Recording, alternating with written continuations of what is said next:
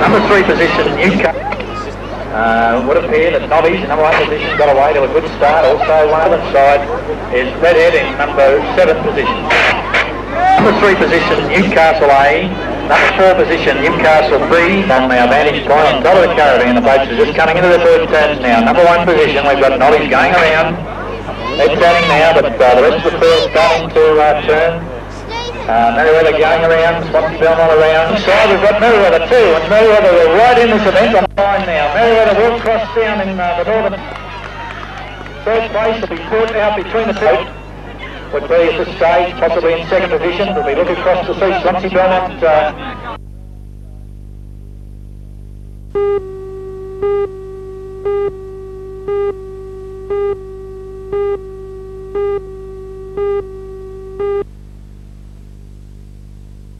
In Ohio, 3 companies building the Zimmer nuclear plant have announced that the multi-million-dollar unfinished nuclear factory will be converted to burn coal.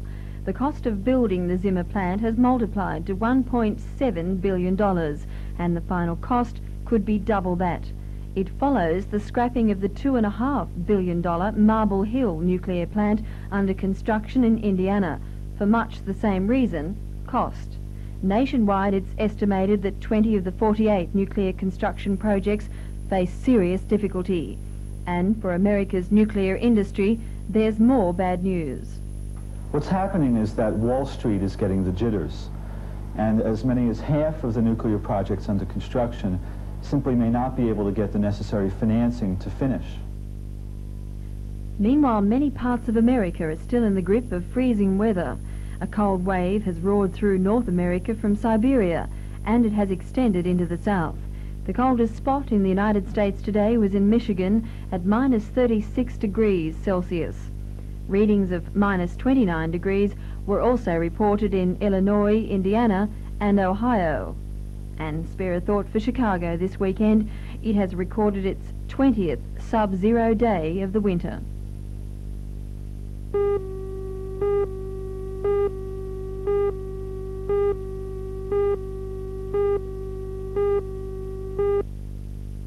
Weissmuller was a scrawny, sickly teenager from Chicago whose doctor had urged, take up swimming. He did.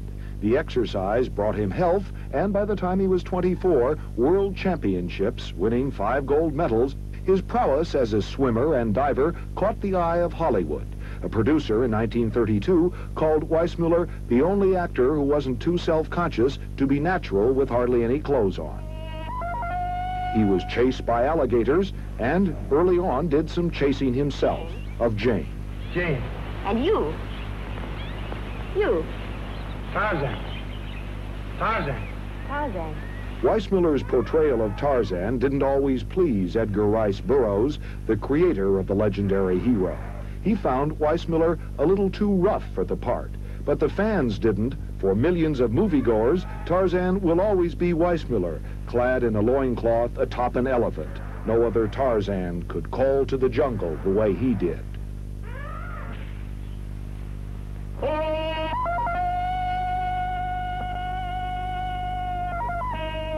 Even after 19 Tarzan films, Weissmuller never took the role too seriously.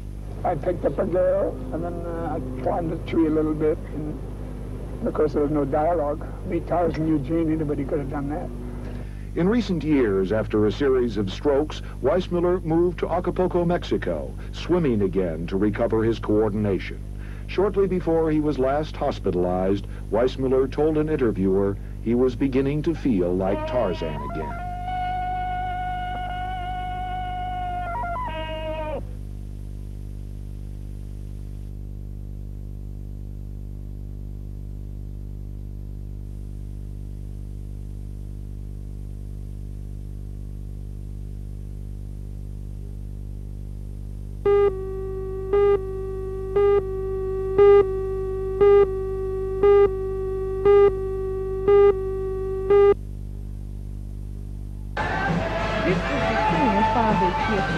One would expect a large crowd of police in yesterday's sunny conditions, but nothing of the magnitude of this gathering.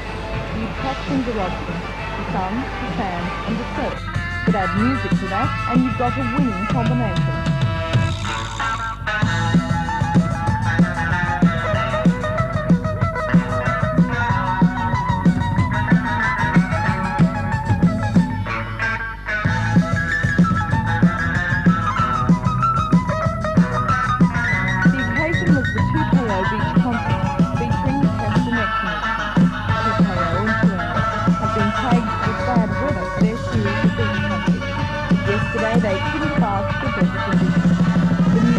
were clamouring for the best vantage point, but some were luckier than others.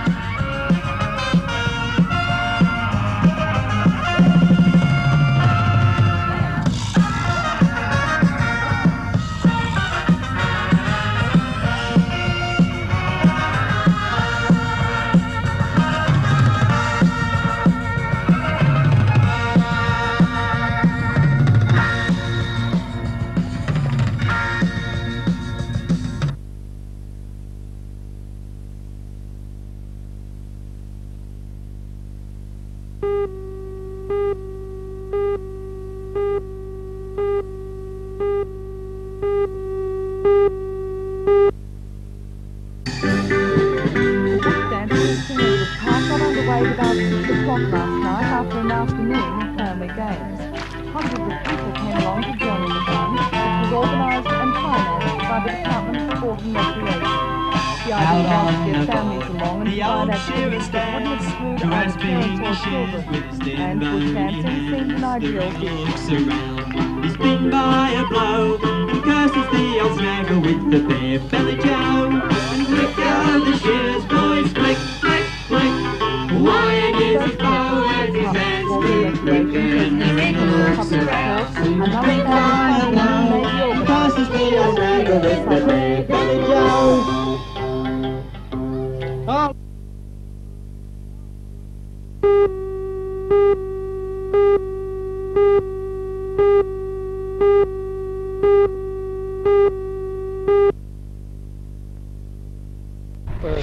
I'll get you for this, Chapman. To cause unrest and perhaps some confusion among the ranks of the management of the club.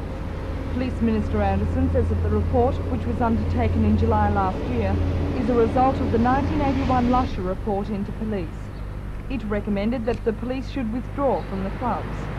The latest report says that they should continue to have a major involvement in clubs, and this will provide excellent training in public relations.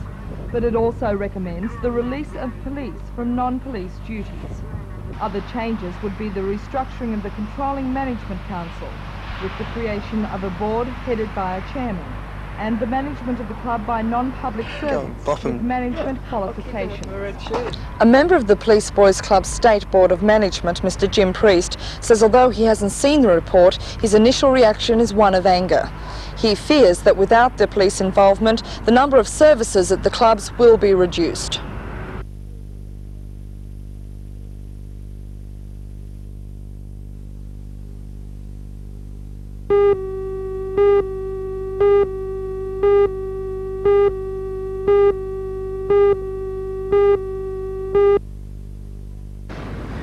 Waterlogged but safe. That was the story of some of the stamps recovered from Throgby Creek. Where's the stamps there? It's uncertain that some anymore rely on imported.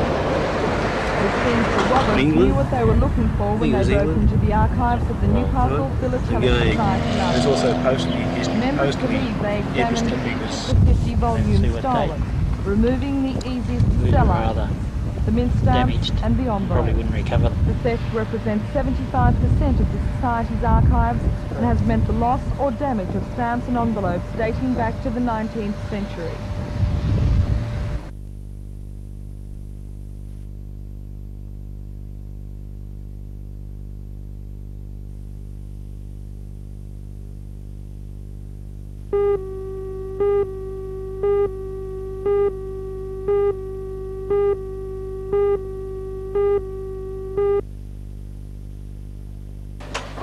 The new highway route through Deadman, Birmingham Gardens and Shortlands is in the path of Herne. It involves extensive roadworks and a lot That's right. I'm concerned along what happens around here when they make all those. As I said earlier, the department is insists there was no need to carry out an EIS. The department is a determining authority under the Act, and in certain cases this wouldn't be the first one that we've decided and made a determination of our own that an EIS would not be necessary and that this alternative treatment would be sufficient. Do you think the public would agree with you that an EIS isn't necessary? Oh, I think they would in this particular case. There are no real, let's say, environmental factors in it. The highway route went on public display today and many residents came to view the plans. It starts in the Jesmond Shopping Centre. It's a completely new road which branches off here and forms an urban corridor through Jesmond, across Rankin Park Drive, past the Newcastle University and Shortland Golf Course, and back on Sandgate Road near the Shortland Garbage Tip. It appears that part of the golf course will be affected and swampland, which will be filled from material excavated from higher spots, including the rise west of the Newcastle University, where a cutting of up to 15 metres deep will be made. There are a number of bridges proposed and roundabouts at the beginning of the highway route, in the middle and the end. 15 homes in the path of the highway will definitely go. Another 5 are also earmarked. At this particular point, at Janet Street, Jesmond, a number of residents will have to pull up routes, some like Mr. Robertson, after 40 years. We've got to start all over again. But, the way we are, you know, just uprooting and leaving, you know. I'm a pensioner and... He's an invalid, he's an invalid and he's not a pensioner. It's very hard to, no, I don't know. Very upsetting, I know that. At Jesmond, there are a lot of residents, including many pensioners like Mr. Robertson, who are bitter about the government's plan. The public has been given a fortnight to view the new highway route in the offices of the DMR in Derby Street, Newcastle. Apparently, all public submissions will be considered before a final decision is made, but the government is moving fast, and it hopes to begin initial works in June.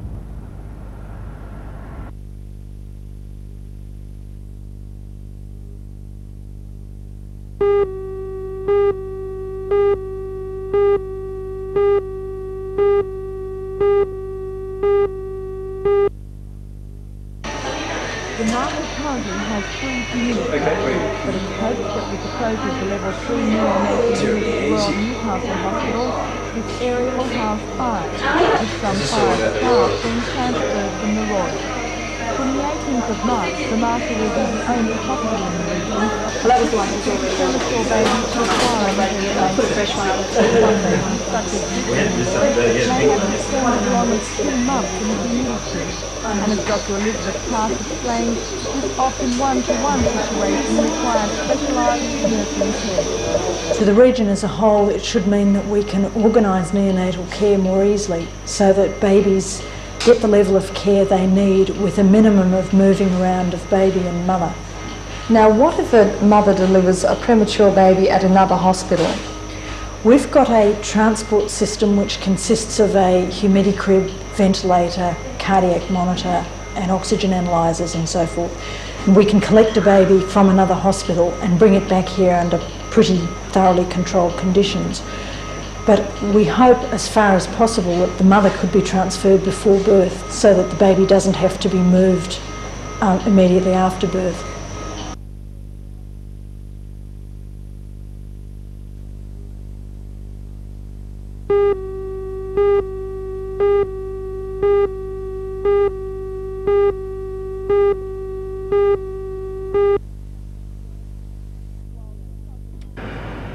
While Newcastle has grown over the past 48 years, the sewage plant, which caters for 43% of the region's sewage, has not.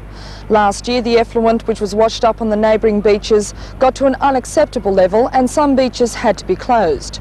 Public demand decreed that something had to be done, and the Hunter District Water Board has come up with 5 options, one of which is the tunnel option. This is the Neonatal Gully plant, built in 1936. Was changed little since its construction. These filter breaks were used in the days when newspaper doubled as toilet paper, and 50 years ago it was considered an adequate system, but the requirements and standards of society have changed. People no longer want to see this brown diesel slick spewing out onto the breakers, spreading to the surrounding beaches. These 2 buckets represent the amount of solids that are taken from the sewage plant in various sewage states. And the rest, which represents the sewage of some 170,000 people, is pumped out into the ocean. With the tunnel option, this area would be improved, and the board has plans to turn the now unused Murdering Gully into a recreation area.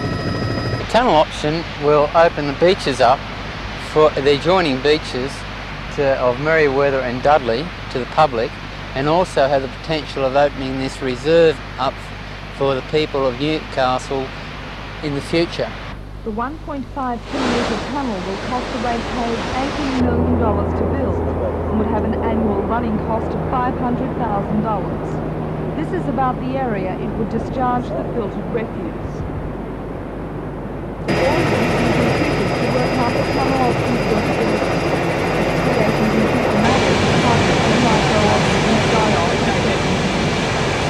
There are a number of variables that have to be considered, such as water temperature, current, size and speed. Combined to create a very complex conservation. The board says the submarine tunnel won't cause beach pollution in normal conditions. If one is considering abnormal conditions where the current and the winds and the tides are blowing directly towards Merewether, or for that case towards Dudley, then on those occasions, yes, the beaches may have to be closed. But this is within the limit laid down by the State Pollution Control Commission. The treatment will definitely be improved than what's here at the present time. We're increasing the screening using modern type screens built for the type of business that's going to come through there, needs to be taken out. Most importantly, we'll remove the grease, which is causing the slicks on the ocean surface. So although the tunnel option will be the cheapest to operate, it won't necessarily solve the problem unless we experience normal currents and conditions, which, as we saw last year, don't always occur.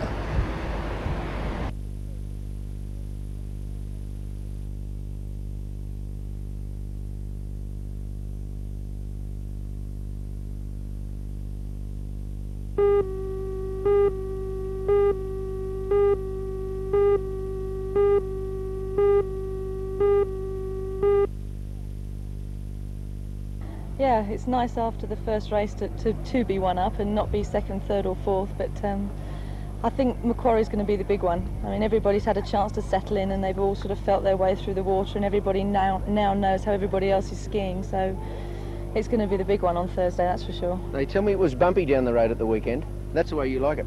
Yes, it was a little bit choppy. You want it that way Thursday? I personally feel that if you have a glass flat race, you're not testing the skier's ability, you're only testing the speed of the boat. I mean, I've skied behind boats as fast as sort of the other, you know, like your home boats, and on flat water I can ski them almost as fast as most of them can go. So, you know, my boat doesn't go as fast as that, but in choppy water it's good for me. So I think, you know, we're here to find who the best skier and the best athlete is in the world. I'm looking forward again to this race over here in Lake Macquarie. It looks a bit bumpy outside, so I'm looking forward to it. They tell me you like it. The bumpier it gets, the better it is. Of course, I'm used to ski on that sort of conditions. I'm a member of a club on a canal in Belgium, and it's always bumpy over there because we've got big barges coming past and things like that. So I really like it on bumpy conditions. How about if it does get like glass? When it does get like glass, to be very honest, sometimes I'm a bit afraid from really high speeds. So long it doesn't go over 70 or 75 miles an hour, I'm okay. But when it goes over, I start to get a bit afraid. But once I'm in a race, it wouldn't worry me a lot. I will go so hard if I can. What about the mass starts? I love the mass starts. So much more people in it, so much better for me. I like mass starts. I'm not afraid to getting close to each other. So I'm really looking forward to this race.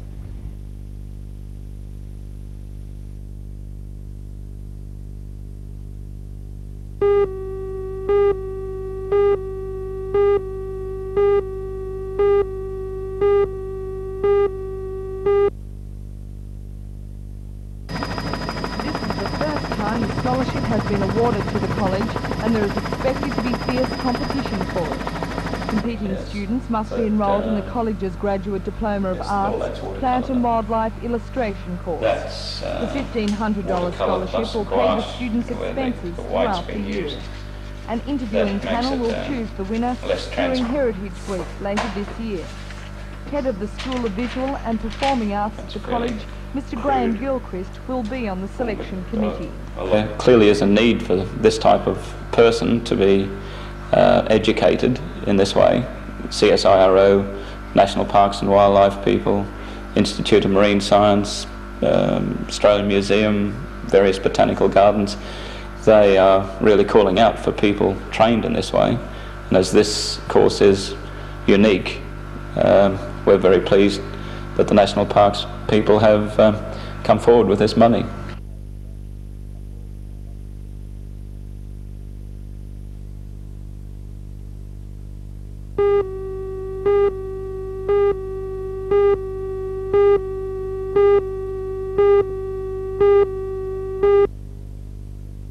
I'd like to welcome you all here to this function. I was asking Dennis earlier, in any case it's inviting the media to meet who I am. My name's Carl Stevenson and I'm the president of the Boosted Club. And I think that regardless of all in particular and of all sports, and I can go back now, the administration alone will cost over $100. And Coach Jen Sybil says this could be the Falcons' year. On an overall basis, we've really got a brand new team. We've brought in 6 new players, and a lot younger. Our average age of the team would be just under 23 years old, so we're a young team. And the players we have to date in all the trainings show a lot of aggression, which is what I try and get the players to do anyway, so I think it looks pretty good.